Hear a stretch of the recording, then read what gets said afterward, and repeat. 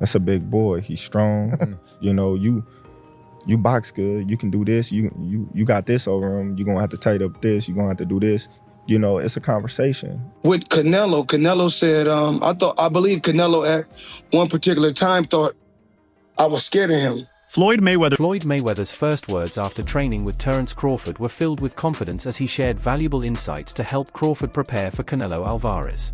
Widely regarded as one of the greatest of all time, Mayweather expressed his willingness to train Crawford, having already defeated Canelo back in 2013. His experience and strategic knowledge could prove vital for Crawford, especially if he steps up to face Alvarez, leveraging Floyd's mastery to prepare for the ultimate challenge. You know, I didn't have to have 70 fights or 150 fights, 300 fights. Did I not beat the most world champions? Yes, you did. Okay. And in the least amount of fights? Yes, you did. Who got the highest gate? Floyd Mayweather. Who made the most money? You did. Who was the most accurate fighter of all time? You were. So it's basically saying that... The greatest of all time. Okay. All right. Reflecting on his fight with Canelo Alvarez, Floyd Mayweather emphasized the weight difference during their bout, noting that he probably came in at just 151 or 152 pounds. Despite the size disadvantage, Mayweather showcased his brilliance inside the ring, dominating the younger and stronger Canelo with precision, timing, and experience. His performance that night further cemented his legacy as one of boxing's all-time greats. So at one particular time, you guys can, anybody, you can go online and pull this up. It was an article. So with Canelo said, I believe Canelo at one particular time thought I was scared of him, you know, that I was afraid. So he said, Floyd don't want to fight me. I'm willing to meet him at 152 pounds or 152 and a half. And me, I called his bluff and said, if you want to do it, let's do it at 152 or 152 and a half. And, but after Canelo made the weight, it wasn't like it was a certain clause to where he couldn't gain weight. So after he weighed 152 or 152 and a half, I think he came in like 168 or close to 170. And actually I came in at probably like I probably came in at 151 and 152. Gotcha. But Roy Jones is one hell of a fighter. You know, I can't get on here and hate on his skills and knock his skills. He's been through a lot in the sport of boxing, and he's done a lot for the sport of boxing, and I'm absolutely proud of it. Recently, Floyd Mayweather shared his perspective on a potential matchup between Terence Crawford and Canelo Alvarez. He urged caution, suggesting Crawford should carefully consider the challenges of moving up in weight to face Alvarez. Drawing from his own 2013 victory over Canelo, Mayweather emphasized the importance of strategic planning, conditioning, and complete preparation before taking on such a high-stakes fight. Crawford jumping up from 154 to 168 and beating this quote-unquote version of Canelo Alvarez would diminish the accomplishment that Floyd Mayweather accomplished beating his version of Canelo Alvarez. Is it two different versions of Canelo Alvarez? And obviously, Canelo Alvarez is 62 wins, 2 losses, 2 draws, 39 big wins by way of knockout. He's a first ballot Hall of Famer. He is obviously bigger. When Floyd fought him, it was at 152 catch weight, but it had no rehydration clause. So you might as well just say it was at 154. Now, two things they have in common is that Floyd Mayweather was 36, 37 years of age. Terence Crawford is 37 years of age, going on 38. So he'll be 38 when he fights Canelo Alvarez. Floyd had already had 2 fights at 154. He had the fight with Miguel Cotto, and he had the fight with Oscar De La Hoya. Floyd Mayweather and Terence Crawford recently crossed paths with promoter Eddie Hearn while watching Shakur Stevenson train, highlighting the bond and mentorship within boxing's elite circle. During their Las Vegas gym encounter, Mayweather humorously responded to Hearn's past comments about his net worth. The boxing icon, who has earned over $1.2 billion, playfully showed Hearn some of his accounts to prove his wealth. The light-hearted exchange ended with all three men, Mayweather, Crawford, and Hearn, sharing laughs and lively boxing discussions. Called me early, it's like, yo, when you spar, I'm gonna come to the gym. I'm like, shit, I'm gonna spar at 4 o'clock. I really didn't think he was gonna pull up, but he pulled up. It means everything, his advice and listening to him in the ring. He calling out little shit. I'm trying to make sure I do what he says, so I appreciate it. Can you hear him when you're sparring? Hell yeah, I can hear everything he's saying. He want me to box, he want me to...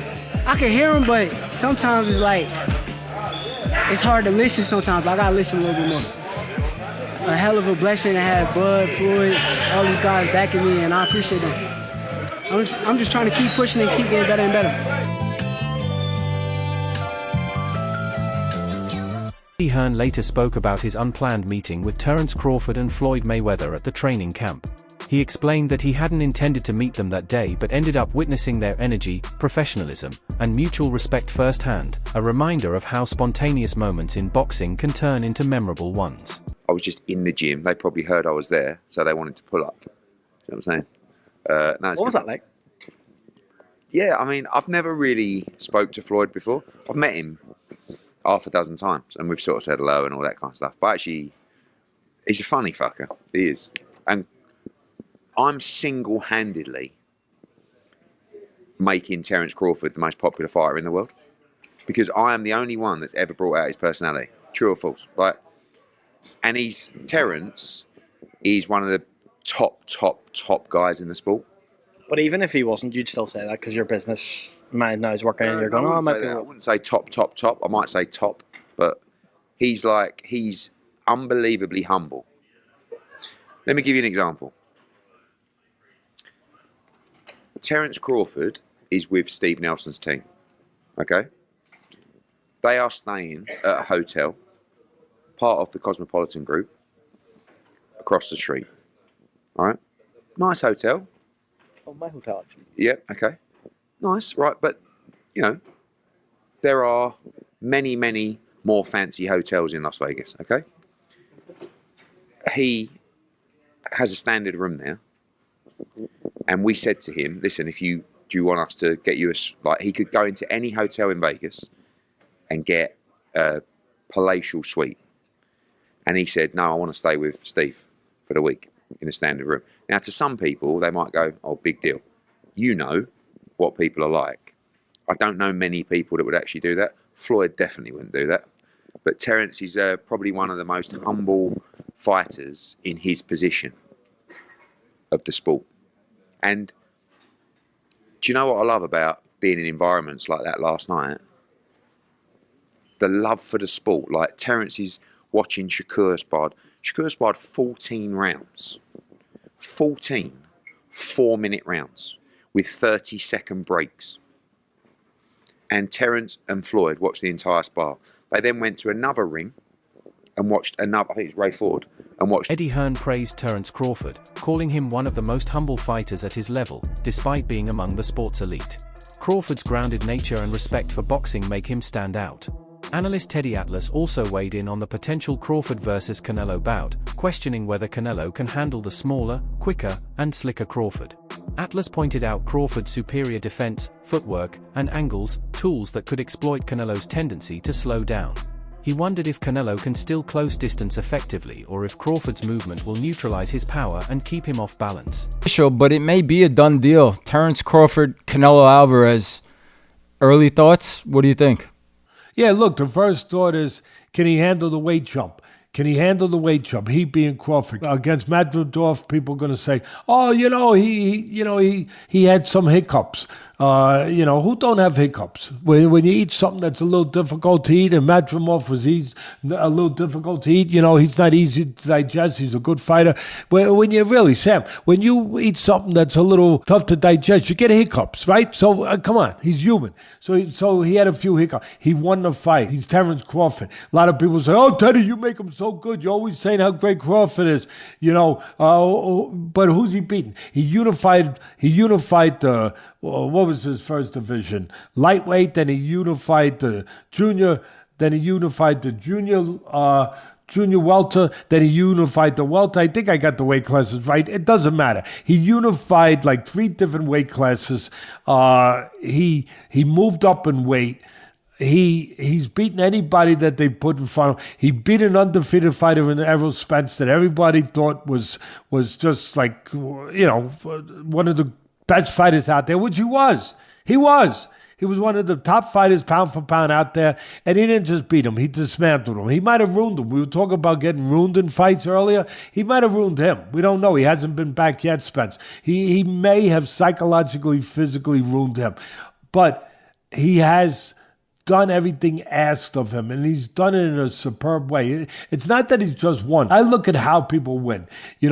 How versatile are they? How mentally together are they? What happens when they're tested? What happens when they have to make an adjustment? I look at all those things. What happens when they can't depend on power? What else do they have to depend on? I look at everything, their technique, their defense, their offense, all of it. And I look at Crawford as one of those special guys. I don't care if you guys are tired of me saying it. I look at him. Look, Canelo's special too. I get it. And he's bigger. I get that too. Boxing analyst BX commented on Canelo Alvarez's remarks about Terence Crawford, suggesting that Canelo might be downplaying Crawford's accomplishments to build anticipation for a potential fight. BX defended Crawford's record, noting that critics often claim he hasn't faced top opponents, yet those same fighters appeared ordinary once Crawford dominated them. He added that Crawford never asks for rehydration clauses or advantages, he just wants to prove he's the best on equal terms, demonstrating his supreme confidence and pound-for-pound greatness. And, he's taking on all smoke. Look, it'd be remiss of me not to talk about the pound-for-pound #1 in the world, Terence Crawford. Always making headlines these days. He's cemented his legacy. I think certified Hall of Famer whenever he wraps it up. Stepped up in weight, won another world title last time out. Now they're talking about this fight with Canelo Alvarez. It was interesting to see the comments from Canelo on how he sort of assessed Bud Crawford's career. I almost feel after the Spence fight that was like an exclamation point on everything he's done, maybe from the critics who never gave him credit, but it almost seems like Canelo was downplaying his achievements. What do you make of that? Is that to build a fight? Because it sells itself. Well, I'm gonna tell you like this. I think Crawford rebuttal was everybody always say he hasn't fought nobody, or everybody that he fought was a no name. But I'm gonna tell you like this: what Crawford said, well, they was something until Crawford fought him. So obviously he's doing a great job because he's making everybody look normal.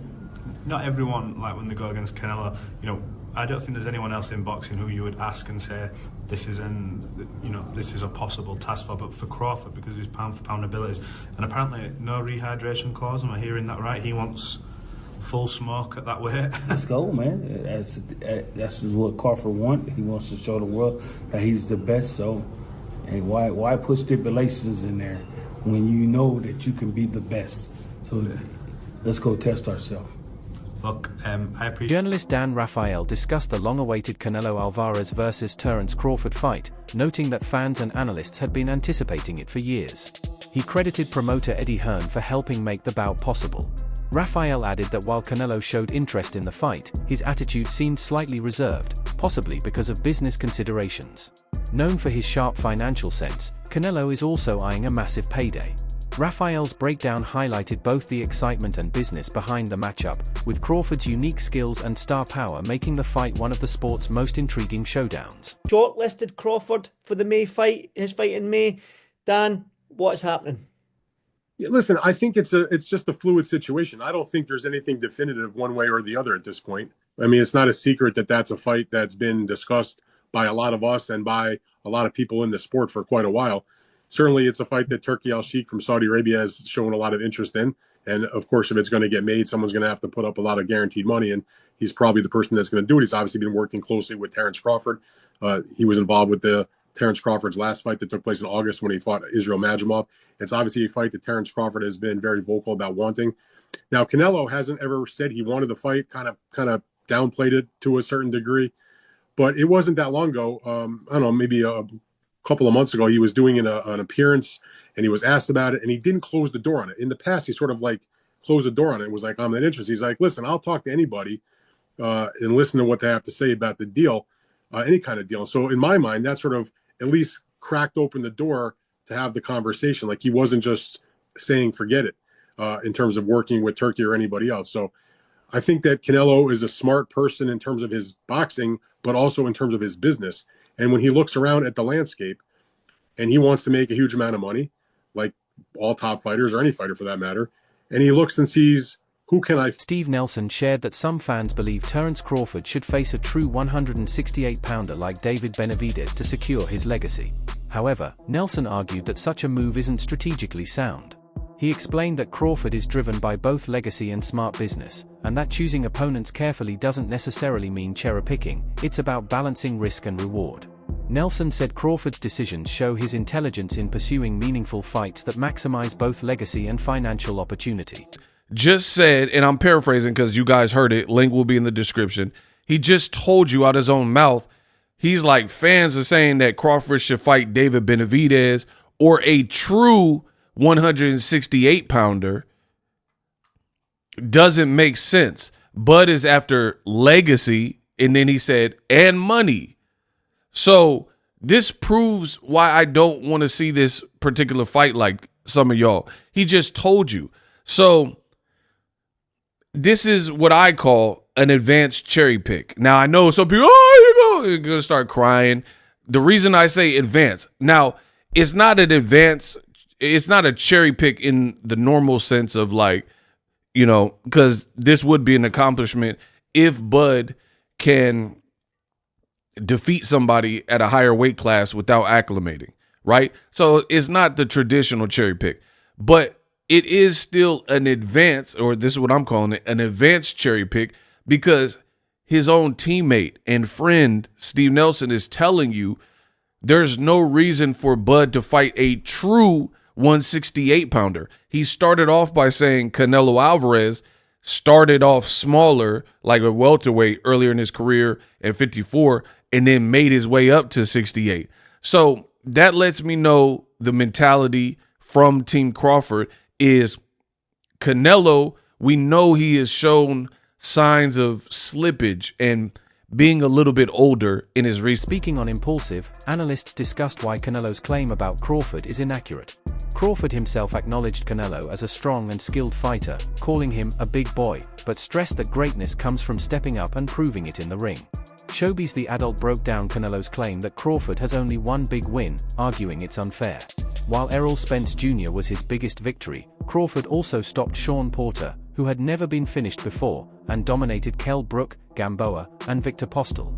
Showbiz concluded that Crawford's career isn't built on a single win but on consistent excellence across divisions. That was a strong point. The reason why, and I love Terence Crawford, but I understand people gonna get hurt and all that, so y'all get hurt in comments all that. But I don't think it was a strong point because Canelo Alvarez actually moved up and won. I mean, he moved up a lot of weight classes, but if you want to talk about light heavyweight, he moved up and he beat Kovalev. He knocked Kovalev out the first time he moved up. Then he moved up again and he lost to Bivol. 115, 113, losing to Bivol. Terence Crawford, on the other hand, he moves up to 154. He won 115, 113, but it was against an 11-0 Madrimov who didn't really have much of a resume. So, I mean, it's just different. Let's be honest. Madrimov, you can't really name who's his biggest win.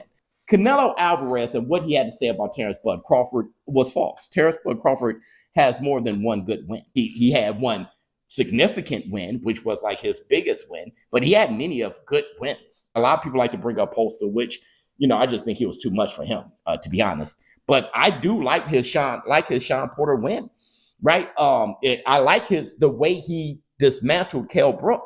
You know, he had some wins. I mean, even against Gamboa at the time, that was really when you were like, oh, this Terence Crawford is really too much for this division. So, I mean, yeah. That's it for today's video. Stay tuned for more updates, insights, and reactions from the world of boxing. Until next time.